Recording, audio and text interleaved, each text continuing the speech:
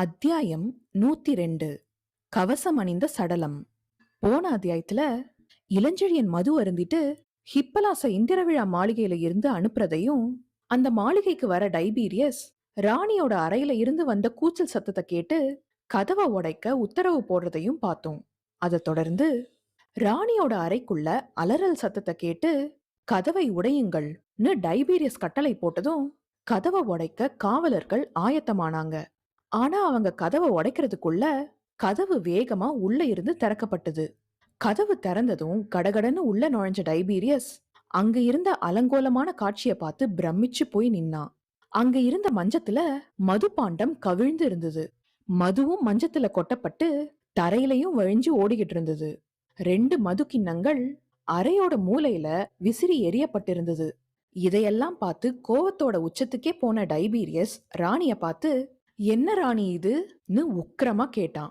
அப்படி அவன் கேட்டப்போ ராணியோட உடை கலஞ்சி இருந்ததையும் அவளோட உடை மேல மது தெளிக்கப்பட்டிருந்ததையும் பார்த்த டைபீரியஸ், யவனர்களின் ராணியிடம் இப்படி நடந்து கொள்ளக்கூடியவனும் இருக்கிறானான்னு தனக்குள்ளேயே நினைச்சு கோவப்பட்டு, எங்கே அந்த மரக்கல தலைவன்னு கத்தினான். உடனே வெளி தாழ்வாரத்துல இருந்து, இங்கே இருக்கிறான்னு யாரோ குழம்பி குழம்பி பேசுற சத்தம் கேட்கவே அந்த பக்கமா போக ஒரு காலை எடுத்து வச்ச டைபீரியஸ் அடுத்த நொடியே சரேல்னு முன் வச்ச காலை பின்னுக்கு இழுத்தான்.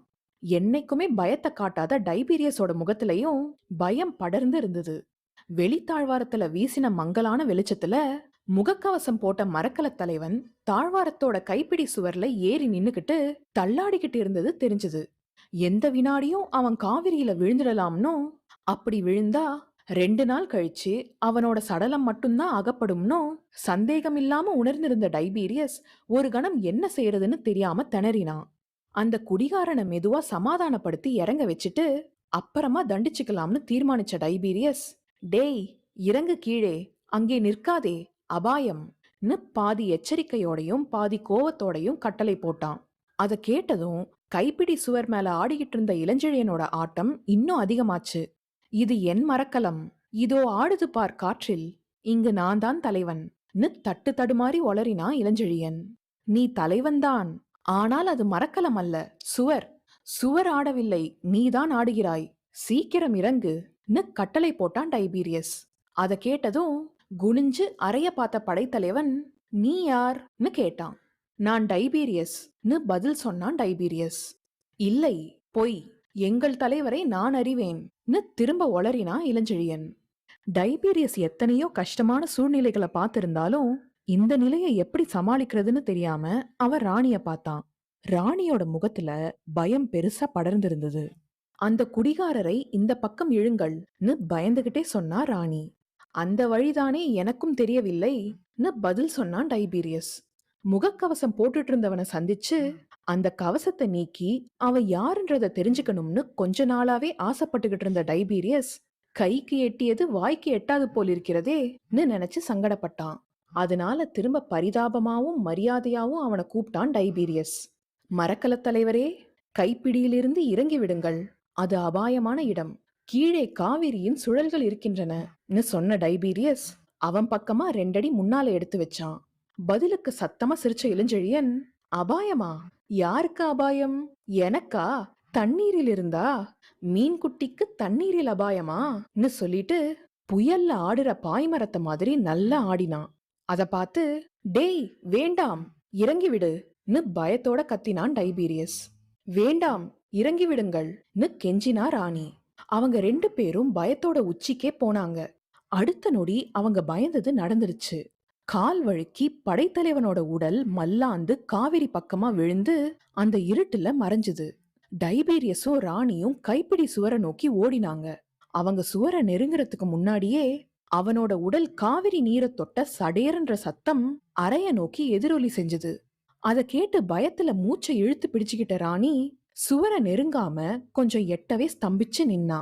டைபீரியஸ் மட்டும், யாரங்கே, பந்தங்களை கொண்டு வா கட்டளை போட்டுக்கிட்டே சுவர அடைஞ்சான். வீரர்கள் பந்தங்களை கொண்டு வந்து காவிரி நீர் மேல வீசினாங்க. அப்படி வீசப்பட்டாலும் மாளிகை உயரமா இருந்ததால நீர் மட்டம் கண்ணுக்கே தெரியல. அதனால பெரிய கயிறுகளால பந்தங்களோட அடிபாகத்தை கட்டி சின்ன ஊஞ்சல்கள மாதிரி பந்தங்கள வீரர்கள் அடிமட்டத்துக்கு இறக்கினாங்க. அப்படி இறக்கப்பட்ட பந்தங்கள ஆட்டி ஆட்டி காவிரியோட சுழல்கள ஆராய்ஞ்சு பார்த்தான் டைபீரியஸ். காவிரி பயங்கரமா சுழண்டு சுழண்டு ஓடிச்சு. ரொம்ப நேரம் ஆராய்ச்சிக்கு அப்புறமும் எதுவும் தெரியாததால காவிரியோட சுங்கச்சாவடி ஓரங்கள்லயும் சங்கமத்துறை பகுதிகள்லயும் சடலத்தை தேட வீரர்களுக்கு உத்தரவு போட்ட டைபீரியஸ் வருத்தத்தோட அறைக்குள்ள வந்தான். ராணியும் அவனை தொடர்ந்து வந்து மஞ்சத்துல தலைய தொங்க போட்டுக்கிட்டு உக்காந்தா. அவளோட இதயம் வெடிச்சுக்கிட்டு இருந்தத அவளோட முகத்தை பார்த்தே புரிஞ்சுகிட்ட டைபீரியஸ், இந்த குடிகாரனுக்காக ராணி ஏன் இத்தனை வருத்தப்படுகிறாள்னு தன்னைத்தானே கேட்டுக்கிட்டு, ராணியா இருந்தாலும் இவள் பெண்தானேன்னு பதிலையும் தனக்குள்ளேயே சொல்லிக்கிட்டான். கொஞ்ச நேரம் அவளை தொந்தரவு பண்ணாம மௌனமா இருந்த டைபீரியஸ் மெதுவா, இவன் யார் ராணின்னு கேட்டான். மரக்கலத் தலைவன்னு தட்டு தடுமாறி சொன்னா ராணி. அது தெரியும் ராணி. அவன் யார், எந்த ஊர், பெயர் என்ன, இது எதுவுமே தெரியாதா உங்களுக்குன்னு கேட்டான் டைபீரியஸ். தெரியாதுன்னு சொன்னா ராணி. தெரியாமலா அவனை சந்திக்க அந்த குடிகாரர் மாளிகைக்கு போயிருந்தீர்கள்னு கொஞ்சம் கடுமையா கேட்டான் டைபீரியஸ். ராணி அவனுக்கு எந்த பதிலையும் சொல்லாம மஞ்சத்துல இருந்து எழுந்து நடந்து அந்த அறையோட மூலைக்கு போய் அங்க இருந்த ஒரு தந்த பேழையில இருந்து ஒரு ஓலைய கொண்டு வந்து டைபீரியஸ் கிட்ட கொடுத்தா. ஓலைய பிரிச்சு படிச்ச டைபீரியஸ் இன்னும் அதிகமா குழம்பினான். ராணிக்கு வணக்கம். இன்றிரவு நள்ளிரவுக்கு என்னை மருவூர் பாக்கத்துக்கும் பட்டினப்பாக்கத்துக்கும் இடையே இருக்கும் தனி மாளிகையில் சந்திக்கவும். விஷயம் முக்கியம். தங்கள் சகோதரர் தங்களுக்கு தனி செய்தி சொல்லி அனுப்பியிருக்கிறார். இப்படிக்கு யவனர் மரக்கலத் தலைவன்னு ஓலையில எழுதியிருந்தது. அத பார்த்த டைபீரியஸ் உஷ்ணத்தோட ராணிய பார்த்து, நான் அறியக்கூடாத அப்பேற்பட்ட என்ன ரகசியத்தை உங்கள் சகோதரர் கூறினார்னு கேட்டான். ஏதும் கூறவில்லைன்னு டைபீரியஸ பார்த்து சொன்னா ராணி. பின் எதற்காக அந்த குடிகாரர் மாளிகைக்கு போனீர்கள்னு கேட்டான் டைபீரியஸ். அது குடிகாரர் மாளிகை என்று எனக்கு தெரியாதுன்னு சொன்னா ராணி. ராணிகள் இரவில் தனிமையில் போவது சம்பிரதாயமா, இது முறையான்னு கேட்டான் டைபீரியஸ். இரண்டும் இல்லைதான், அவசியம் சம்பிரதாயங்களை உடைக்கிறதுன்னு சொன்னா ராணி. அது கிடக்கட்டும், அவன் என்ன ரகசியத்தை சொன்னான்னு கேட்டான் டைபீரியஸ். அவன் ரகசியம் சொல்வதற்காகத்தான் அழைத்தான், ஆனால் எதையும் சொல்லவில்லைன்னு சொன்னா ராணி. உங்கள் பேச்சு எனக்கு பெரும் புதிராய் இருக்கிறது ராணின்னு சொன்னான் டைபீரியஸ். புகாருக்கு நாம் வந்த பிறகு எல்லாமே புதிராகத்தான் இருக்கிறது டைபீரியஸ். எதற்கும் நடந்ததை சொல்கிறேன், கேட்டுக்கொள். இந்த மரக்கலத் தலைவன் என் சகோதரனுக்கு அந்தரங்கமானவன் என்பதை அலீமா உனக்கும் சொல்லியிருக்கிறாள், எனக்கும் சொல்லியிருக்கிறாள். ஆகவே அவனிடம் இருந்து செய்தி வந்ததும், அதுவும் சகோதரன் சம்பந்தமான ரகசியம் என்றதும் சென்றேன். ஆனால் அந்த மாளிகையை கண்டதும் வெகுண்டேன். அந்த மரக்கலத் தலைவன் நிலையை கண்டதும் மிக மிக வெகுண்டேன். அந்த மாளிகைக்கு என்னை அழைக்க அவனுக்கு அத்தனை துணிவு வந்தது எப்படி என்று வினவினேன். என் கடற்படை தலைவருக்கு முன்னால் சொல்லக்கூடாத அத்தனை பெரிய ரகசியம் என்ன என்று சீறினேன். என் சீற்றத்தைக் கண்டு அவன் நடுங்கினான். அவன் குடித்திருந்த சமயத்திலும் மன்னிப்பு கேட்டுக்கொண்டான். இந்திர விழா மாளிகையில் டைபீரியஸுக்கு முன்பாகவே பேசுவதில் தனக்கு ஆட்சேபனை இல்லை என்று சொல்லி என்னுடன் இங்கு வந்தான். இங்கு வந்த பிறகு உன்னை அழைக்க வீரர்களை ஏவினான். நீ வர தாமதமானதால் மீண்டும் மது கொண்டு வர சொல்லி தலைகால் புரியாமல் குடித்தான். என் மீது மதுவை கொட்டினான். குடிகார சிரிப்பு சிரித்தான். கதவை திறக்க ஓடி வந்தேன். அதற்குள் வெளித்தாழ்வார கைப்பிடி சுவரை நோக்கி போனான். அவனை தடுக்க வீரர்களை அழைக்கவே கதவை திறந்தேன்.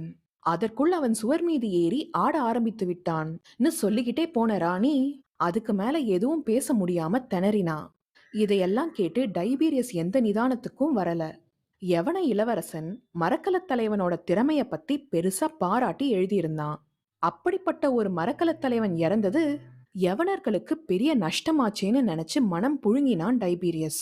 தமிழகத்துல போர் மூல அதிக நாள் இல்லாத அந்த சமயத்துல காவிரி பகுதியில புகார காக்க அந்த யவனர் போர்க்களங்கள் ரொம்ப உதவியா இருக்குன்றத சந்தேகம் இல்லாம உணர்ந்திருந்தான் டைபீரியஸ். அந்த போர்க்களங்களை இயக்குற மர்மங்களை நல்லா தெரிஞ்சு வச்சிருந்த ஒரு திறமையான மரக்கலத் தலைவனை இழந்துட்டோமேன்னு ரொம்ப வருத்தப்பட்டான் டைபீரியஸ்.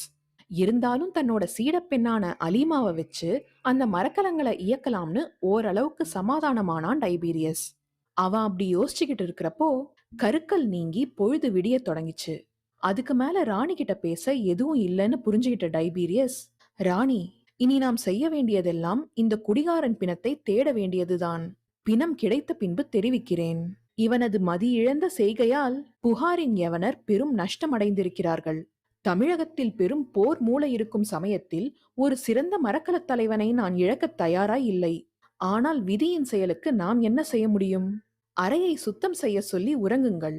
நீங்கள் கண் விழித்ததும் சொல்லி அனுப்புங்கள்னு சொல்லிட்டு அந்த அறையில இருந்து கிளம்பினான்.